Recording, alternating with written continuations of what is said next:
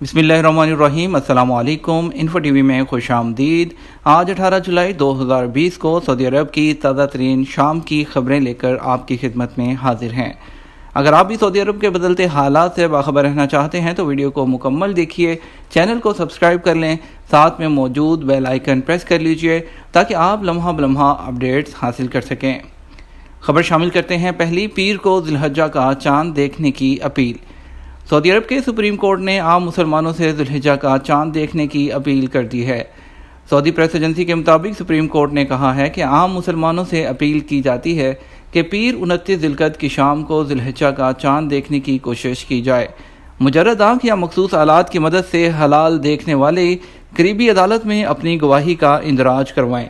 Supreme court نے دلچسپی لینے والے افراد سے اپیل کی ہے کہ مختلف علاقوں میں رؤیت ہلال کی مقامی کمیٹیاں تشکیل دی گئی ہیں، چاند دیکھنے میں دلچسپی لینے والے ان میں شامل ہو جائیں اور مسلمانوں کے عمومی مفاد میں تعاون کریں۔ اگلی خبر شامل کرتے ہیں۔ قارئین کے سوال اور جواب۔ سعودی عرب کے بدلتے حالات، اقامہ، چھٹی اور فلائٹ سے متعلق چند سوالات شامل کرتے ہیں جو مختلف موضوعات کے حوالے سے ارسال کیے جاتے ہیں۔ عبدالحلیم دریافت کرتے ہیں، کیا سائق خاص کا نقل کفالہ ہو سکتا ہے؟ سعودی عرب میں غیر ملکی گھریلو عملے کے معاملات کو جلدی نمٹانے کے لیے محکمہ پاسپورٹ یعنی جوازات کی جانب سے تمام امور کمپیوٹرائزڈ کر دیے گئے ہیں۔ ماضی میں جس کام کے لیے کئی دن لگتے تھے، اب بہت مختصر وقت میں معاملات نمٹ جاتے ہیں۔ گھریلو عملہ جس میں ڈرائیور، ملازمین، نرس، ٹیوٹر وغیرہ شامل ہیں کے اقاموں کی تجدید اور دیگر معاملات کے انجام دہی کے لیے جوازات نے ابشر اکاؤنٹ کی سہولت میسر کی ہے، جس کے ذریعے فوری طور پر معاملات نمٹا دیے جاتے ہیں۔ جہاں تک اس سوال کا تعلق ہے کہ سائق خاص یعنی گھریلو ڈرائیور کے پیشے پر کام کرنے والے کسی دوسرے کی کفالت میں جا سکتے ہیں یا نہیں، تو اس کے لیے کوئی بھی کسی قسم کی ممانعت نہیں ہے۔ اگر آپ کے کفیل کو اعتراض نہیں تو وہ آپ کو تنازل یعنی ریلیز دینے پر راضی ہے تو جوازات کی ابشر سروس کے ذریعے کفالت کی تبدیلی فوری طور پر ہو سکتی ہے۔ کفالت کی تبدیلی کے لیے یہ طریقہ کار جس نے شخص کی کفالت میں آپ جانا چاہتے ہیں وہ اپنے ابشر اکاؤنٹ سے آپ کے موجودہ کفیل کو وہ طلب ارسال کرے، جسے سائق کفیل منظور کرنے کے بعد جوازات میں مقررہ فیس ادا کی جائے گی، جس کے بعد کفالت تبدیل ہو جائے گی۔ کفالت کی تبدیلی کے لیے سابق کفیل کی منظوری لازمی ہے، تاہم اگر سابق کفیل تنخواہ ادا نہیں کرتا اور اقامے کی تجدید میں بھی تاخیر کرتا ہے تو ایسی صورت میں لیبر آفس میں شکایت درج کرائی جا سکتی ہے، تاہم اس کے لیے آپ کو دستاویزی ثبوت پیش کرنا ہوں گے، جس کے بعد لیبر آفس کفالت کی تبدیلی کا حکم جاری کر سکتا ہے۔ اور اس کے علاوہ اس حوالے سے ہی ایک اور صارف نے پوچھا کہ گھریلو ڈرائیور کی چھٹی بھی موجودہ حالات میں بڑھے گی یا نہیں۔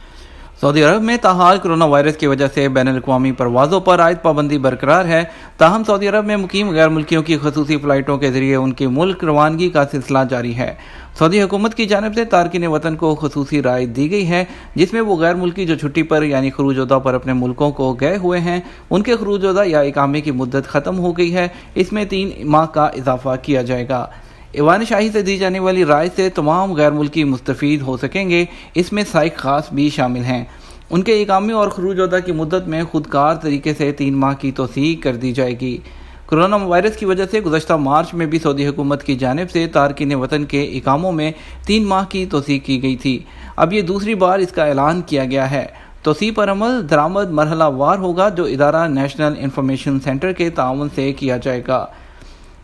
چھٹی ختم ہونے میں 2 ماہ باقی ہیں، میں پاکستان انڈیا میں ہوں، مدت میں اضافہ کس طرح ہوگا؟ اس کا جواب سعودی حکومت نے غیر ملکی تارکین کو جو 3 ماہ کی اضافی مدت کے لیے خصوصی رعایت دی گئی ہے، اس کے مطابق وہ افراد جو بیرون ملک ہیں ان کا جو خروج عہدہ ہے اور اقامہ ہے وہ آٹومیٹک طریقے سے ایکسٹینڈ ہو جائے گا، اور اس کے مطابق ابھی چھٹی میں بھی 2 ماہ باقی ہیں، جبکہ ابھی تک سعودی عرب کی فلائٹ شروع نہیں ہوئی تو کوئی ممکنہ شیڈول بھی جاری نہیں ہوا، تو 3 ماہ کی جو رعایت دی گئی ہے اس کو دیکھتے ہوئے مزید غور کیا جائے گا۔ اس بات کو بھی ذہن میں رکھیں کہ یہ دوسری بار سعودی حکام کی جانب سے غیر ملکیوں کے اقاموں میں توسیع کی گئی ہے۔ کرونا وائرس کی وجہ سے حالات جب تک مکمل کنٹرول میں نہیں ہو جاتے، کچھ بھی کہنا قبل از وقت ہوگا۔ جب تک فلائٹ بحال نہیں ہوتی، بیرون مملکت مقیم افراد کے معاملات کے بارے میں حکومتی ادارے وقتاً فوقتاً احکامات جاری کرتے رہیں گے، جنہیں ہم آپ کو انفو ٹی وی چینل پر بروقت آگاہ کرتے رہیں گے۔ مسجد نبوی کے دروازے دنیا کے کن ممالک میں تیار ہوئے؟ سعودی عرب آنے والے زائرین مدینہ منورہ جاتے ہیں تو مسجد نبوی کے دروازوں کے دلکش ڈیزائن سے متاثر ہوئے بغیر نہیں رہ پاتے۔ جو زائر بھی مسجد الحرام کے صحن میں پہنچتا ہے شاہ فہد کے زمانے میں کی گئی توسیع کے دروازے دیکھ کر حیران رہ جاتا ہے۔ یہ دروازے اعلیٰ ترین بین الاقوامی خصوصیات سے آراستہ ہیں۔ یہ مسجد نبوی صلی اللہ علیہ وآلہ وسلم کی پہچان بن گئے ہیں۔ العربیہ نیٹ کے مطابق شاہ فہد کے زمانے میں مسجد نبوی کی توسیع کے موقع پر 7 کشادہ داخلے کے مقامات بنائے گئے۔ ان میں سے 3 شمال کی طرف جبکہ 2 مشرق اور مغرب کی جانب ہیں۔ یہ ہر داخلہ گاہ کے 7 دروازے ہیں۔ ان میں 2 فاصلے پر بنائے گئے ہیں جبکہ ان کے درمیان 5 دروازے رکھے گئے ہیں۔ دروازوں کی تیاری میں 1600 مکعب میٹر سے زیادہ ساج کی لکڑی استعمال کی گئی ہے۔ ہر دروازے میں 1500 زیادہ منقش زرعی ٹکڑے دائرے کی شکل میں نصب کیے گئے ہیں۔ دائرے میں محمد رسول اللہ صلی اللہ علیہ وسلم تحریر ہے۔ مسجد نبوی کے دروازے 1 سال میں تیار کیے گئے۔ تیاری کا کام دنیا کے کئی شہروں میں انجام دیا گیا۔ فرانس میں سنہرے تانبے کا کام کرایا گیا اور ساج کی بہترین لکڑیاں امریکہ میں نصب کی گئیں۔ وہاں سے دروازے اسپین کے شہر بارسلونا منتقل کیے گئے اور انہیں اسپیشل بھٹیوں میں رکھ کر 5 ماہ تک خشک کیا گیا۔ پھر لیزر سے کام کرنے والی مشینوں کے ذریعے انہیں کاٹا گیا، ان میں تانبے کے ٹکڑے لگائے گئے، پھر انہیں چمکایا گیا، آخر میں ان پر سونے کا پانی کا رنگ چڑھایا گیا، پھر ان ٹکڑوں کو دروازے میں فٹ کیا گیا۔ دروازوں کو جمانے کا کام خصوصی طریقے سے کیلوں کی مدد کے بغیر انجام دیا گیا۔ سعودی عرب میں گرمی کے ستائے لوگوں کے لیے اچھی خبر آ گئی۔ ریاض، مکہ مکرمہ، عسیر، ابہا اور نجران سمیت کئی علاقوں میں موسلا دھار بارش ہوگی۔ سعودی عرب کا شمار دنیا کے گرم ترین خطوں میں ہوتا ہے، جبکہ گرمی کے دنوں میں تو یہاں کی دھرتی آتش فشاں کی طرح کھولنے لگتی ہے، جس کی وجہ سے گھروں سے باہر نکلنا اجیرن ہو جاتا ہے۔ تاہم اس بار سعودی مملکت میں پچھلے کئی سالوں کے مقابلے میں بہت زیادہ گرمی پڑے گی۔ گزشتہ 2 ہفتوں کے دوران مملکت میں اتنی گرمی پڑی ہے کہ لوگوں نے گھروں سے نکلنا بھی کم کر دیا ہے۔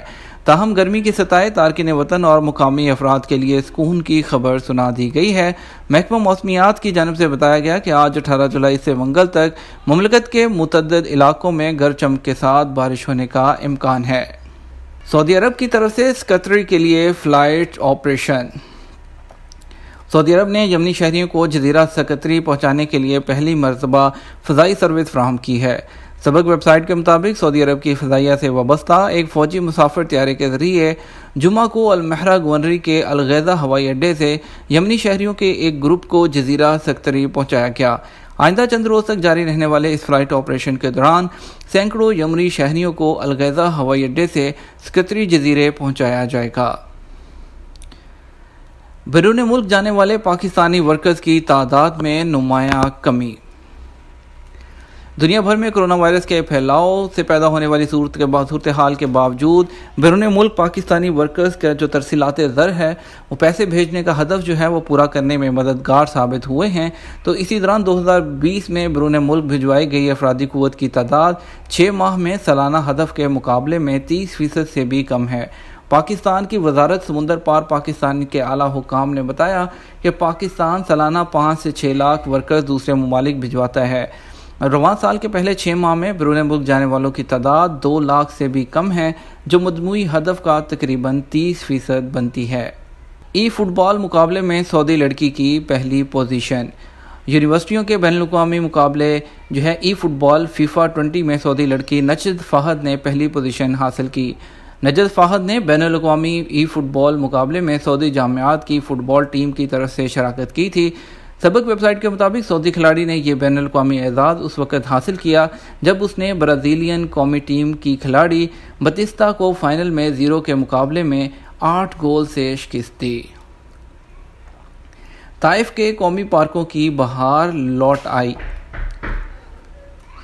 سیاحتی اور پرفضا شہر طائف کے عوامی پارکوں کی بہار لوٹ آئی ہے۔